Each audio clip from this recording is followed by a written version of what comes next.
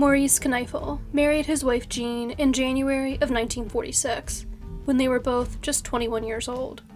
The couple had 2 daughters, Kimberly and Candace, who went by Candy. In 1958, the family moved to Hartington, Nebraska. Eventually, Maurice would become the town's mayor, but not because he ran for the office. Rather, the respected businessman became the first person in town history to be elected to the position based solely on write-in votes. After decades of helping her husband with his dry cleaning business and raising a family with him, Jean passed away in 1978. In 1983, 58-year-old Maurice was living in Sioux City, Iowa. He owned and operated Fefke Cleaners on West 26th Street. He had a girlfriend, Joyce Fish, who he had been dating for a few years. Joyce would be the last known person to see Maurice on Valentine's Day of that year. He left her home around 9:30 that night, driving his brown 1981 Fleetwood Cadillac. He has not been seen since, and his vehicle has never been located. Joyce and Maurice had plans for him to pick her up the following morning, February 15th, and drive her to work. Maurice never arrived. Joyce began making calls to try to locate him, but with no success. Maurice never arrived at the dry cleaners that day, which was out of character for him. Joyce and her daughter Lori reported Maurice missing to the authorities on the morning of February 16th. At the time of Maurice's disappearance, he was hoping that his daughter Candy would end her marriage. Her husband, Delbert Bouchen, was facing charges that could earn him his 4th prison sentence. Maurice reportedly had found evidence supporting the charges against his son-in-law and was willing to testify against him. Maurice vanished before he had the chance to. While this certainly would have given Delbert a motive to get rid of his father-in-law, there is no evidence connecting him to the case. Candy passed away in 2004, and Delbert passed away in 2008. Today, Maurice would be 95 years old, making it unlikely that he can be found alive. Maurice's name is inscribed on his wife's tombstone, in hopes that one day the mystery of his disappearance will be solved, and he can be buried alongside her.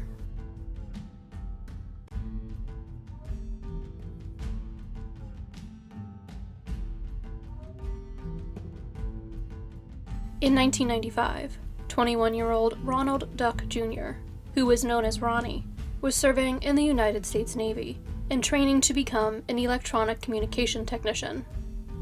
He had just returned from 3 months at sea in February and was set to board the USS Stephen Groves again on Valentine's Day. The weekend prior, he traveled from Naval Station Pascagoula to his hometown of Eclectic, Alabama, to visit his family before he was sent back out to sea. His wife, Suzette, was just weeks away from giving birth to their first child. After returning to Pascagoula, Ronnie was given liberty on the evening of February 13th. He and one of his shipmates spent the night in Ocean Springs, Mississippi, playing pool at a billiards club. They returned to the naval station at approximately 3:15 a.m. on February 14th. The guard at the station's first gate saw Ronnie in the car with his shipmate when they arrived back. When the car reached the second guard station, however, Ronnie was not in it. Ronnie allegedly got out of his shipmate's car to go speak with someone after passing through the first guard station. There was reportedly a sighting of Ronnie at 3:30 a.m. along the docks around the naval station, just 50 yards away from where he was supposed to board his ship later that day. Ronnie did not report for duty on the ship as scheduled. The Navy initially treated Ronnie as being absent without leave, but his family believed that his disappearance was not voluntary. Ronnie's maroon pickup truck was found in the parking lot at the naval station. The floorboards were muddy, and a carton of cigarettes and some sailor's ivory soap Ronnie had purchased for his time at sea had been left inside of it. Ronnie's wife had written him a $40 check out of their bank account so that he could cash it in order to have some spending money, but he never cashed the check. If Ronnie left on his own accord, he did so without any resources whatsoever. Ronnie's family believes he met with foul play, largely because he had told them that he feared for his life when he had visited them a few days before his disappearance. During a previous time at sea, Ronnie had been asked by a group of other sailors to buy them all some marijuana. The person he tried to buy it from turned out to be an undercover naval intelligence officer. Ronnie cooperated with the officer's investigation and testified against another sailor. That sailor received a less than honorable discharge from the Navy for smoking marijuana on board the ship a few days before Ronnie went missing. Ronnie had also helped Naval Investigative Services before, when he had been stationed in Michigan. Some of his current shipmates learned about this and believed that Ronnie was working undercover for them. Ronnie told his family that because of all this, he was receiving threats. Ronnie's family came to Pascagoula after he went missing to set up a command center and post flyers asking for information. They made frequent trips from Alabama to Mississippi to search for him, but with no success.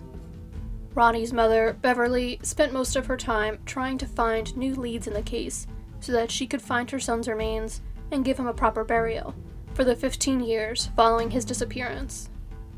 She passed away in 2010 without fulfilling this goal.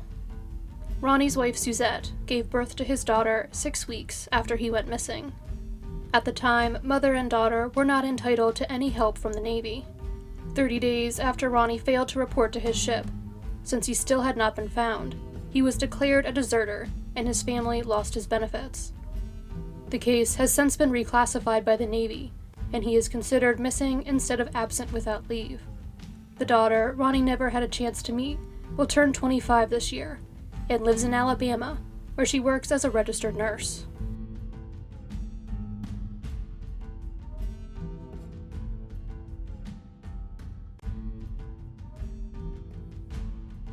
"38-year-old Lloyd Chamberlain lived in Merritt Island, Florida, and worked as a private commercial fisherman. On February 14, 2016, he left Port Canaveral on his Sea Pro center console boat at approximately 10:30 in the morning, with plans to return from his day of fishing by dusk. However, he never arrived home. When it was dark outside and Lloyd still had not arrived home, his friends and family went to Port Canaveral to look for him. There, they found his black Chevrolet Silverado pickup truck and his boat trailer still parked in the parking lot. They did not find Lloyd or his boat, however. Around 10 o'clock that night, Lloyd was reported as an overdue boater to the Coast Guard. The subsequent search for Lloyd involved the Brevard County Sheriff's Office, the Coast Guard, and the Florida Fish and Wildlife Conservation Commission. At 11:32 p.m. that night, a ping from Lloyd's cell phone placed him 2.5 nautical miles off the shore of Indian Harbor Beach. The Coast Guard sent out a search and rescue boat to the location. At 12:20 a.m., the boat was found coming ashore just a few miles northwest of the location where the cell phone had pinged. Lloyd was not on the boat. The boat had come in at Indian Harbor Beach, and all the items on board were examined. While the boat had taken on a lot of water, it was still seaworthy, and Lloyd's fishing rods were still in their holders. Lloyd's life preserver was still on board, but authorities hoped that he had a life jacket or some other sort of flotation device with him, and was still floating somewhere in the water, waiting to be rescued. Boats and planes searched for Lloyd from Vero Beach to Flagler Beach, eventually covering an area of more than 5,000 miles. While the ocean had been calm on Sunday, when Lloyd went out, conditions were far more challenging on the following 2 days. Strong winds, riptides, and high waves complicated the search effort. At 7 p.m. on February 16th, with Lloyd still not found, the search for him was called off. The decision was especially painful for Lloyd's girlfriend of 6 years, Melody, and her 3 children, to whom Lloyd had been a strong father figure. Their father, Melody's husband, had died during a boating accident in the Indian River 8 years before Lloyd's disappearance. Lloyd has still not been located.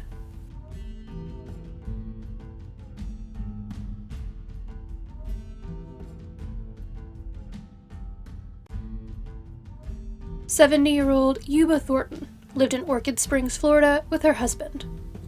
On the morning of February 14th, 1984, she drove him to work in nearby Winter Park, Florida. She did not, however, return to pick him up at 2 o'clock that afternoon, as planned, and was reported missing to police. Eubah's 1981 Pontiac was located the following day, stuck in the mud in a rural area southwest of Kissimmee, more than 30 miles away from where she was last seen. The car was locked, and there was no sign of Eubah. Authorities feared that Eubah had somehow become disoriented and exited her vehicle, still in that condition, when she became stuck in the mud. Eubah had a heart condition and required 3 different medications, none of which she had with her when she went missing. Over 100 people were involved in the subsequent search for Eubah. Searching the swampy area near the south end of Lake Topekalaga was a challenge. Helicopters, tracking dogs, an airplane, off-road motorcycles, and 4-wheel drive vehicles were all utilized in the search. Members of the search team also looked for Eubah on foot and on horseback. No sign of Eubah was found during the search. The following month, investigators finally received a new lead when a hunter discovered a purse and umbrella near Lake Hatchnaha, further south from the original search area. Eubah Thornton's identification was inside the purse. This discovery resulted in a new search being conducted. A pair of eyeglasses believed to belong to Eubah was found, but not Eubah herself. She remains missing.